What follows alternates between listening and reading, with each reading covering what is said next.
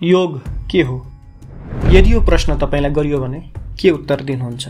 योगलाई योगा भन्दै आसन र केही श्वास प्रश्वासको अभ्यास गर्नेले यसलाई एक प्रकारको व्यायाम भनी अर्थ्याउँदा हुन्। तर योगको व्यापकताले गर्दा योग यही मात्र हो, यति मात्र हो भन्न सकिन्न। योगलाई विभिन्न महानुभावले आफ्नै अनुभव र दृष्टिकोणबाट परिभाषित गरेका छन्, जसले यसको व्यापकतालाई दर्शाउँछ। महर्षि अरविन्द, स्वामी शिवानन्द, खप्तड बाबा जस्ता सिद्ध महापुरुष अनुसार जीवनलाई दिव्य बनाउनु योग हो। व्यावहारिक दृष्टिमा हेर्ने हो भने योग जीवन जिउने एउटा सुन्दर कला हो। यसले हामीलाई आजको तनाव र डिप्रेसनको युगमा कसरी सन्तुलित र सुखी जीवन जिउने भन्ने सिकाउँछ। योग विज्ञानका अध्येताहरूको अनुभव बुझ्ने हो भने योग केवल केही आसन वा प्राणायाम मात्र नभई समग्र जीवन पद्धति अथवा सर्वाङ्गीण जीवन दर्शन हो। यसले शारीरिक, मानसिक, भावनात्मक र आध्यात्मिक सबै पक्षलाई समेट्छ। कसरी समेट्छ भनी प्रश्न गर्ने हो भने उत्तर फेला पर्छ। योगका आसनहरू र प्राणायामले शरीरलाई लचिलो, बलियो र स्वस्थ बनाउँछ। यसले मांसपेशीहरूलाई तन्काउँछ, जोर्नीहरूलाई चलायमान राख्छ, रक्त सञ्चार सुधार गर्छ,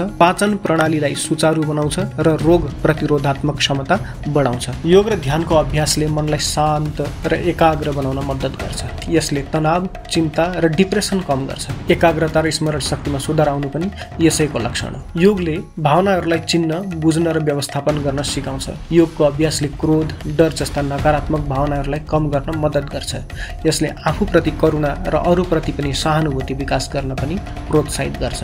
अझ वैदिक संस्कृतिले त योगको मूल उद्देश्य चेतनाको उच्च अवस्थामा पुग्नु वा आत्मसाक्षात्कार गर्नु हो भनी दर्शाएको छ। यसैलाई भगवत प्राप्ति, ईश्वर प्राप्ति जस्ता शब्दले पनि जनाउने गरिन्छ। यो अभ्यासले व्यक्तिले आफ्नो भित्री स्वरूप आत्मासँग जोड्न मद्दत गर्छ, जीवनको गहिरो अर्थ र उद्देश्य पत्ता लगाउन प्रेरित गर्छ। यसैले योगलाई प्राय समग्र जीवन पद्धति वा सर्वाङ्गीण जीवन दर्शनको रूपमा परिभाषित गरिन्छ। त्यस्तै अध्यात्म वैज्ञानिकहरूको दृष्टिकोणमा योग अन्य सबै विज्ञानभन्दा माथि चेतनाको महाविज्ञान हो। र अन्ततः हाम्रा पूज्य ऋषि महर्षिहरूको भनाइमा हेर्ने हो भने योग समाधिको महायात्रा हो। योग परम शान्ति र एकाग्रता प्राप्त गर्ने, आन्तरिक स्वरूपसँग जोडिने आध्यात्मिक बाटो हो। यी विभिन्न परिभाषाहरूले योगलाई एउटा साधारण व्यायाम भन्दा धेरै माथि उठेर एक गहन र व्यापक जीवनशैली, एउटा दर्शन र विज्ञानका रूपमा प्रस्तुत गर्दछ। र समग्रमा भन्नुपर्दा विश्वका लागि योग सनातन संस्कृतिको एउटा अमूल्य उपहार हो। यस उपहारको महत्त्वलाई बुझेर नै सन् 2014 डिसेम्बर 11 मा संयुक्त राष्ट्र संघले जुन 21 लाई अन्तर्राष्ट्रिय योग दिवसका रूपमा